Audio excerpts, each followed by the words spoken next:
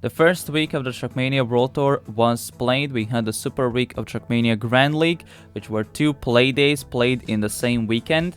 On day 1, we had BDS winning Into the Breach by 4-2, Alliance beating G1 with 4-1, Sinners losing to Carmine Corp 4-2, Solary dominating over Big with a 4-0. Day 2, we had Into the Breach beating Alliance and repeating the showdown results, also on the World Tour maps with a 4-2. BDS really stepped up, and despite Solary looking really good on day 1, they made an absolute banger match that went to map 5, but BDS did manage to take down Solary in the Playday 2. Then we had Big versus Sinners. Sinners looked really sharp at starting off on first map and then went absolutely downhill, which allowed Big to take it over 4-0. And last match of the day was G1 versus KC, where G1 played really good. They basically woke up from yesterday and managed to take down KC with 4-0.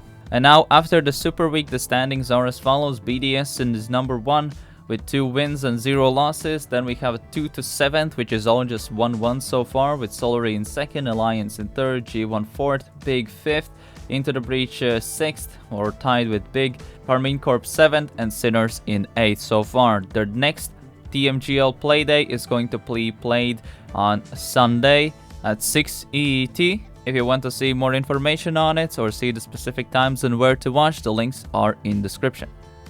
Also, we had the very first regionals played as well. Middle East and Africa, and North, Central and South Americas was played. Middle East and Africa went first. In the regionals, there's a bit of a dynamic format played based on the amount of teams.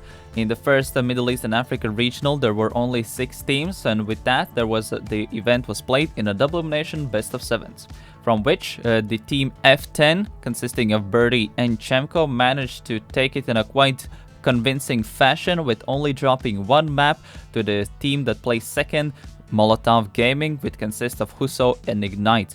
And with these performances, basically all teams will be rewarded with Trackmania World Tour points, but F10 will be rewarded with 7 and Molotov with 5, additionally with a bit of prize money on the side.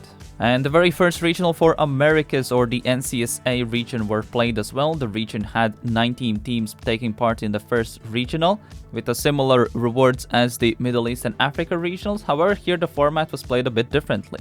Day 1 was played in double elimination as a bit of a qualifier to Day 2, and Day 2 was played in single elimination best of 7s. This regional at the top was way closer, where with the top 2 teams, 100% Canadians, which consist of Tankrom and Zetins, who are 2 French players who have located to Canada, and Damascus Gaming, which is an org that has recently entered into Trackmania, picking up players Neil and Nexotica.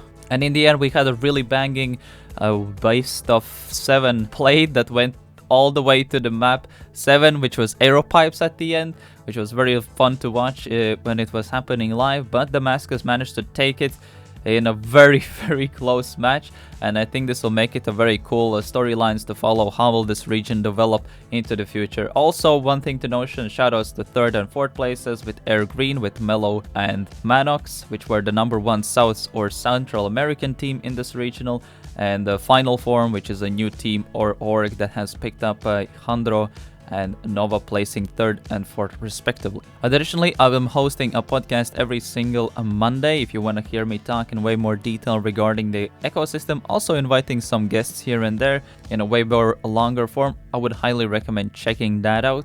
Either way, that's gonna be it for me today. Thank you for watching and see you later. Bye bye.